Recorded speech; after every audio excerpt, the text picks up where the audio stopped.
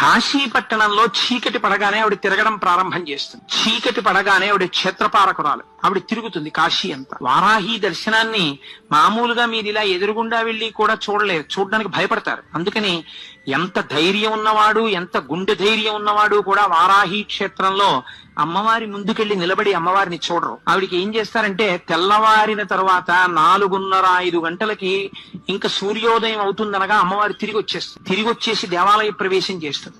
అర్చకులు కూడా ఒక్క 10 నిమిషాలు 20 నిమిషాలు లోపలుండి గబగబా అమ్మవారికి పూజ చేసేసి తలుపులు వేసేస్తారు. ఆవిడ పగటి పూట పడుకుని నిద్రపోతుంది. కాబట్టి మీరు సూర్యోదయం అయిపోయే లోపల వారాహి దర్శనం చేసేయాలి. వారాహి దేవాలయం పైకి వెడితే స్లాబ్ కి కన్నాలుంటాయి, ఒక 4-5 కన్నాలు. అక్కడ నిలబడి మీరు ఆ కన్నాల్లోంచి చూస్తే వారాహి రూపం కనపడుతుంది. అసలు ఆ కన్నంలోంచి అమ్మవారిని చూస్తేనే అమ్మ బాబోయ్ అని ఒళ్ళు పులకరించేలా నిలబడిపోతారు. అలా ఉంటుంది ఆవిడ తేజస్సు.